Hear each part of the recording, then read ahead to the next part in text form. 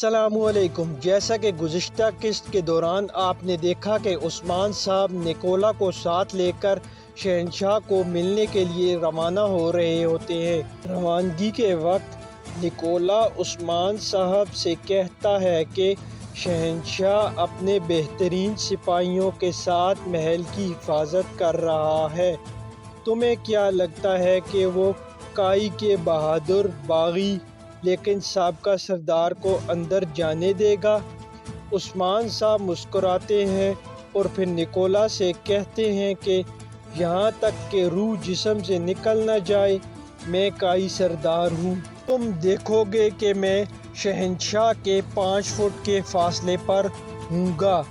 फिर निकोला कहता है कि किले में मौजूद तमाम सिपाही तुम्हें बग़ैर शक के अंदर जाने देंगे। इस पर उस्मान साहब कहते हैं कि मैं तुम्हें अपने साथ किस लिए लाया हूँ। फिर निकोला कहता है कि तुम्हारा क्या मंसूबा है। उस्मान साहब कहते हैं कि तुम मुझे एक जासूस के तौर पर मुतारिफ करवाओगे जिसे तुमने तुर्कों में घुसने के लिए भेजा है। जब तक मैं और शहंशाह आमने सामने ना आ जाए, कोई नहीं जानेगा कि मैं कौन हूँ। इस पर निकोला मुस्कुराने लगता है। उधर जेर कोताई चुपके से घोड़ा गाड़ी की रस्सी खोल देता है। फिर आवाज़ लगाता है कि एरले खान के बेटे और बेटियों के लिए, जिस पर सारे सिपाही आवाज़ लगाते हैं कि एरले खान के बेटे और बेटियों के लिए। फिर वो चुपके से मुस्कुराता हुआ आकर बैठ जाता है। फिर वो कहता है कि आदम खोर कुत्ते, जिस पर सारे सिपाही शोर डालते हैं। उधर उस्मान साहब और निकोला शहंशाह से मिलने जाते हैं। हिफाजत पर मामूर एक सिपाही इनसे कहता है कि गवर्नर सागुरुस यहाँ नहीं है, जिस पर निकोला कहता है कि हम गवर्नर सागुरुस से मिलने यहाँ नहीं आए हैं बल्कि शहंशाह से मिलने आए हैं। फिर एक और कमांडर आता है। निकोला उसे देखकर कहता है कि एंद्रियोस, ये शहंशाह का ख़ास तरीन आदमी है। एंद्रियोस कहता है कि निकोला तुम यहाँ क्या कर रहे हो? निकोला कहता है कि तुम ये समझो मैं भी शहंशाह के करीब होना चाहता हूँ। इस पर वो कहता है कि शहंशाह के यहाँ होने की सिर्फ खबर मैं जानता हूँ, तुम अपनी हाथ की मालूमात से आगे बढ़ रहे हो। इस पर निकोला कहता है कि हम यहाँ बहुत सी मालूमात लेकर आए हैं, बराए मेहरबानी तुम शहंशाह को बताओ। वो थोड़ी देर सोचता है, फिर उस्मान साहब की तरफ देखकर कहता है कि ये कौन है?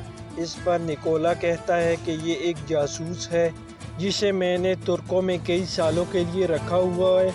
ये ऐसी मालूमात जानता है जिसकी कोई हद नहीं और इसमें शहंशाह को शामिल करना चाहता है। फिर वो थोड़ी देर के लिए सोचता है और कहता है नहीं निकोला, सिर्फ तुम ही जा सकते हो। इस पर उस्मान साहब कहते हैं कि निकोला के यहाँ आने की वजह भी मैं ही हूँ, सिर्फ मैं ही शहंशाह से बात करूँगा, निकोला नहीं। इस पर कमांडर कहता है कि ये कितना अहम जासूस है कि ये तुम्हें तुम्हारे नाम से बुला रहा है। फिर वो उस्मान साहब की तरफ मुड़कर कहता है कि संजीदगी से तुम कौन हो? उस्मान साहब कहते हैं कि मैं वो हूँ जो तुम्हें मंगोलों के पैरों तले पामाल होने से बचाएगा। निकोला कहता है कि एल्दोरोस, शहंशाह से बात करो। फिर वो शहंशाह को बताने के लिए चला जाता है। वो शहंशाह के कमरे में जाता है। शहंशाह तख्त पर बैठा हुआ एक नक्शे को देख रहा होता है। एल्दोरोस शहंशाह से कहता है कि मैं जानता हूँ कि आप काम के दौरान मुदाखलत को पसंद नहीं करते। तो शहंशाह कहता है कि मुख्तसर बात करो कि एल्दोरोस क्या कहना चाहते हो। एल्दोरोस कहता है कि बाहर निकोला खड़ा हुआ है, एनागोल का तकफूर आया निकोला। जिस पर शहंशाह कहता है कि हमारे पास मालूमात की बहुत कमी है, इसे अंदर भेजो। तो एल्दोरोस है कि उसके साथ एक गैर मामूली तुर्क भी है। शहंशाह ऊपर देखता है और कहता है कि एक गैर मामूली तुर्क। इस पर कमांडर कहता है कि वो अपने आप को एक जासूस कहता है। शहंशाह कहता है कि उन्हें अंदर आने दो। निकोला कमरे के अंदर आता है और कहता है कि शहंशाह, आपके साथ एक आसमान तले के अलावा मैं आपके सामने खड़ा हूँ, ये मेरे लिए बड़ी इज़्ज़त की बात है। इस पर शहंशाह कहता है कि निकोला, बोलो तुम्हें कैसे पता चला कि मैं यहाँ हूँ। इतने में उस्मान साहब कमरे के अंदर दाखिल होते हैं और कहते हैं कि मैंने उससे बताया है। उस्मान साहब शहंशाह के सामने आकर खड़े हो जाते हैं। शहंशाह पूछता है कि तुम कौन हो?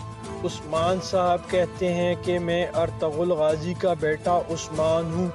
इस पर कमरे में मौजूद दोनों सिपाही अपनी तलवारें निकाल लेते हैं और उस्मान साहब पर हमला कर देते हैं। उस्मान साहब दोनों सिपाहियों को कत्ल कर देते हैं और जाकर दरवाजे को बंद कर देते हैं।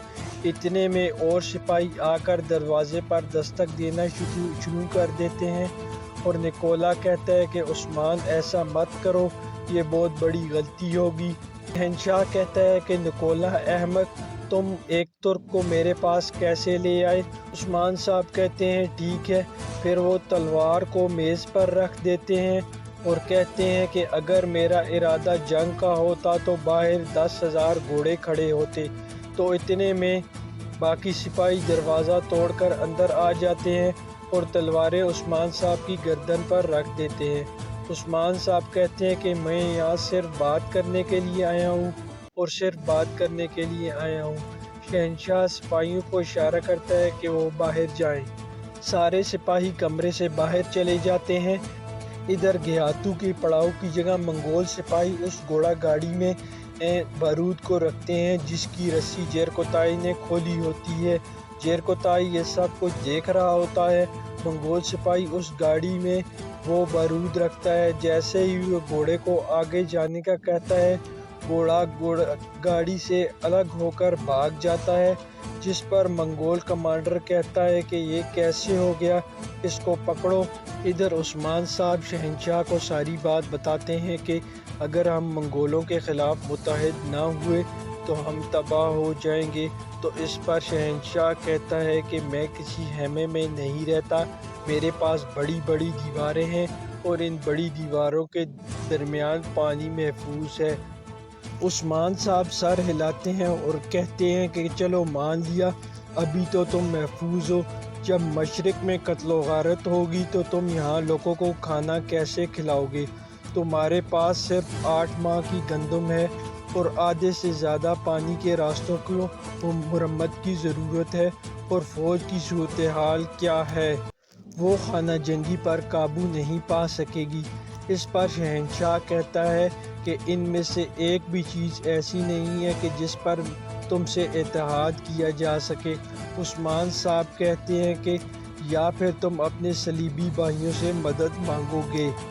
इस पर शहंशाह गुस्से से कहता है कि उस्मान, अपनी हद में रहो, तुम हमारे सलीबी भाइयों की तौहीन नहीं कर सकते और मैं मंगोल मेरे शहर का मुहाजरा नहीं किए हुए मेरी दीवारों के पास नहीं है।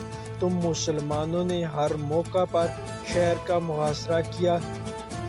शायद मुझे अरगुन खान को ख़त लिखकर तुम्हें हमारे दरमियान फंसा कर तबाह कर देना चाहिए। इस पर उस्मान साहब कहते हैं कि शहंशाह, हम मुसलमान हैं, जो ज़मीन फ़तह करते हैं उसे अपना वतन बना लेते हैं। हम जो सरज़मीन फ़तह करते हैं उसको बहाल करते हैं, लेकिन मंगोल जब वो आते हैं तो किसी पत्थर पर कोई पत्थर और किसी जिस्म पर कोई सर नहीं छोड़ते। इस पर शहंशाह कहता है कि कुस्तुनतुनिया के मुस्तकबिल के बारे में अब तुम्हें सोचना पड़ेगा। उस्मान साहब कहते हैं कि मैं तो सिर्फ मजलूमों की फ़िक्र कर रहा हूँ शहंशाह, और हम सबको तबाह कर देंगे।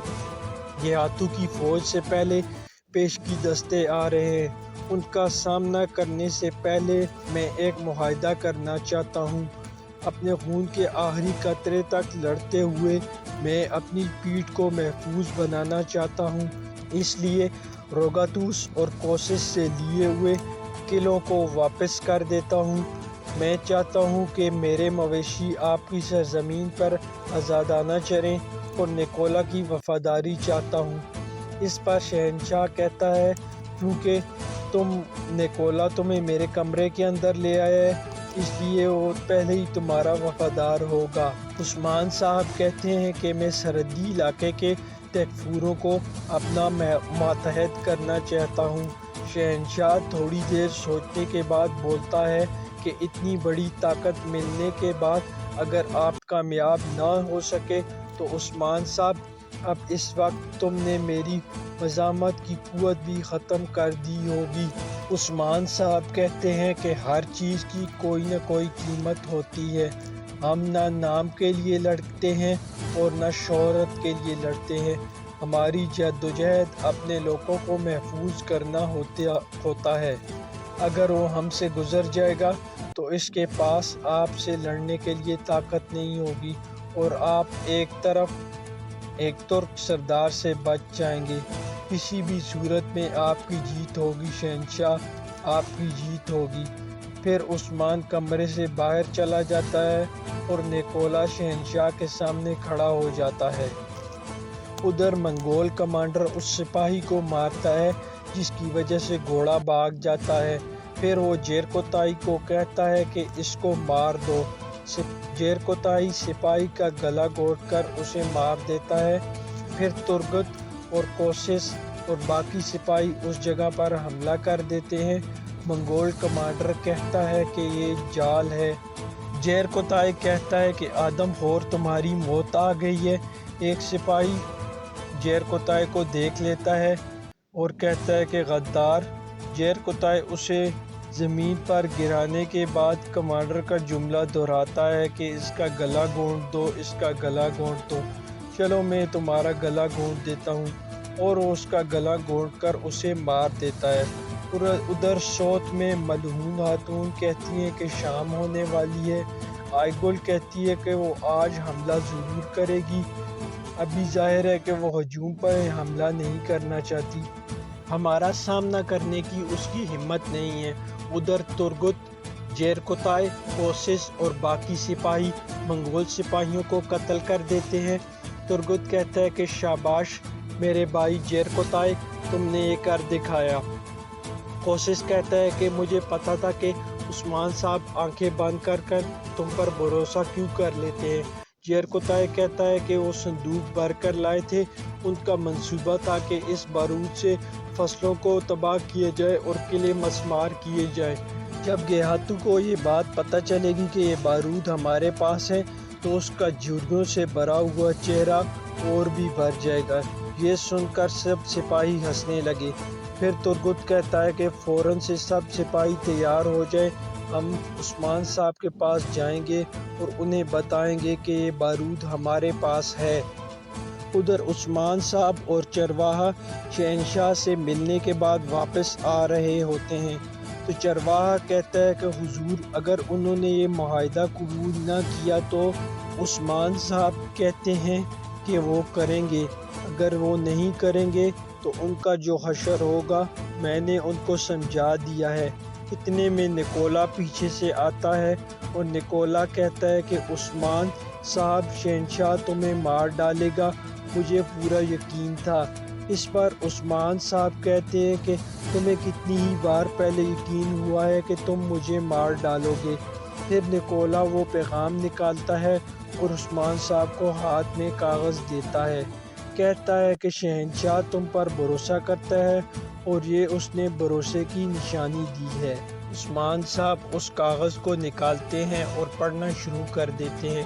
اس میں لکھا ہوتا ہے کہ جب تک کہ گیہاتو ان سرزمینوں پر موجود رہے گا تمام سرحدی تکفور آپ کے ماتحت رہیں گے اور نکولا آپ کی وفاداری کرے گا شہنشاہ۔ پھر نکولا عثمان صاحب سے کہتا ہے کہ مجھے آپ کے حکم کا انتظار ہوگا۔ عثمان صاحب کہتے ہیں کہ تیار رہنا، اپنے سپاہیوں کو تیار رکھنا، ایک بہت بڑی جنگ آ رہی ہے۔ یہ تھی آج کی قسط۔